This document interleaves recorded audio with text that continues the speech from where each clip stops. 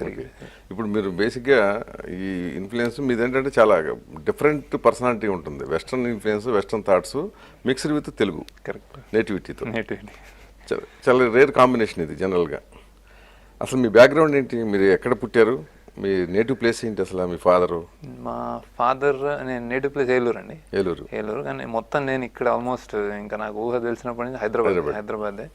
ఆయన DIG revenue department, deputy inspector general of stamps revenue department, అందులో retire అయ్యారు. So he's అంటే మేము ఫ్యామిలీ ఆఫ్ 4. ఆయన మొత్తం అంతా ఇక్కడే, స్కూలింగ్ అంతా సెకండ్రాబాద్ పద్మనాభ నగర్లో ఉంటాను. ఇప్పుడు కూడా అక్కడే ఉంటాను.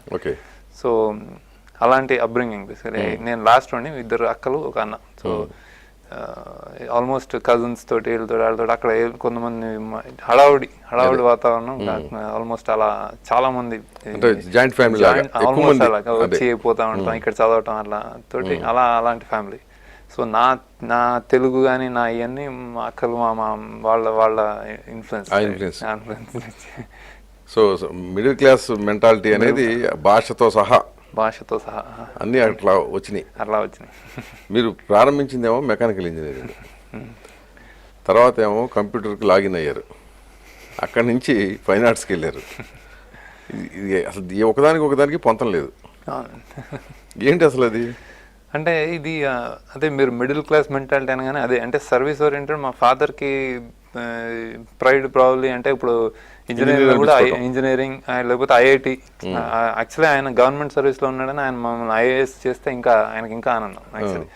కానీ నా ఇంజనీరింగ్ అంటే స్టార్టింగ్ నెక్స్ట్ ఐఏఎస్ అవ్వచ్చేమో, ఫస్ట్ ఎంసెట్ అది రాసి ఇంజనీరింగ్ చేయడం అది స్వతహాగా లాజికల్, మామూలుగా న్యాచురల్గా జరిగే మంచి మార్కులు, డీసెంట్. నేను ఎక్స్ట్రాడినరీ కాదు ఇప్పుడు. సో 70-75లో కొంచెం కష్టపడి, నాట్ బ్యాడ్. సో కష్టపడితే ఇంజనీరింగ్ తెప్పించుకొని అందులోకి వెళ్ళిపోయాను. సో అక్కడి నుంచి ఆ తర్వాత నెక్స్ట్ స్టెప్, నెక్స్ట్ ఎంటెకా లేకపోతే జాబా అమెరికా. అంటే దోస్ టైమ్స్లో 2000 ఆ టైమ్స్లో, ఆ పీరియడ్లో అమెరికా వెళ్ళడం అనేది అసలు అంటే క్రేజీ థింగ్. సో దీంతో మామూలుగా పెద్ద ఇంట్రెస్ట్ లేకపోయినా వాట్ ఈస్ మోర్ ఫెచ్చింగ్, ఏది ఫెచ్చింగ్ అవుతుందో, ఏది అందరూ ఏం చేస్తున్నారు అన్న దీంట్లో ఆ ఫ్లోలో వెళ్ళిపోయాం. సో అది యాక్సెప్టబుల్ పేరెంట్స్. సో ఎక్కువ స్ట్రెస్ లేదు, అంటే కుర్రోడు కరెక్ట్ లైన్లోనే ఉన్నట్టు. సో అప్పుడు ఆ తర్వాత నేను కంప్యూటర్ సైన్స్ చేసి ఉద్యోగం చేస్తూ, నేను అక్కడ నాకు జనరల్గా నేనేంటి అన్న క్వశ్చన్, అంటే పెద్ద డీప్గా కూడా కాదు, బేసిక్గా ఎంత ఇంట్రెస్ట్ లేక చేస్తున్న సాఫ్ట్వేర్ అంత ఇంట్రెస్ట్ లేక ఇంకేదన్నా మొనాటని అనిపించి నేనేం చూస్తాను, నేను చూసే విధానం, నా ఫ్రెండ్స్ కానీ అంటే నాకు ఇష్టమైన ఇవి అందరు నన్ను లైక్ చేసేవారు. జనరల్గా నేను కొంచెం మంచి ఫ్రెండ్లీ పర్సనాలిటీగా ఉండేవాడిని. People use to like me. So నేను ఏంటి స్పెషల్ అది చూపించచ్చా అని నాకు అసలు తెలియకుండానే, అంటే ఒక స్టేట్మెంట్ ఆఫ్ పర్పస్, ఒక యూనివర్సిటీకి ఎందుకు జాయిన్ అవుతున్నాం అనేది రాస్తాం.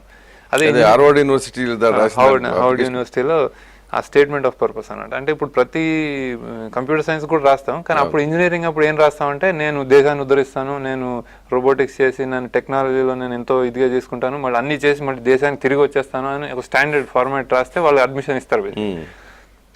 ఆ స్టేట్మెంట్ ఆఫ్ పర్పస్ దీనికి కరెక్ట్గా తేడా అప్పుడు నేను రియలైజేషన్ అనమాట. అంటే నేను ఇవన్నీ చేస్తుంటాను, నేను రోడ్డు మీద తిరుగుతుంటాను, నాకు పెద్ద ఆఫీస్కి వెళ్ళడానికి ఇంట్రెస్ట్ ఉండదు, లేట్ అవుతే నేను తిడతాను, నేను అవుతాను, ఇట్లా డబ్బులు సంపాదించడం అంతగా నాకేం క్రేజ్ లేదు, గ్రీన్ కార్డు సిటిజన్షిప్లో పెద్ద క్రేజ్ లేదు, ఎందుకు నేను డిఫరెంట్గా ఆలోచిస్తాను, మా అందరు గ్రూప్లో నాకు ఏదైనా ఉందేమో, అందుకే నేను సినిమా నేను ఆలోచించే విధానం, నేను చూసే విధానం చూపించదలుచుకున్నాను, అందుకే నాకు సీట్ ఇవ్వండి అని రాశాను. బేసిక్గా డిఫరెంట్గా ఉంటుందని.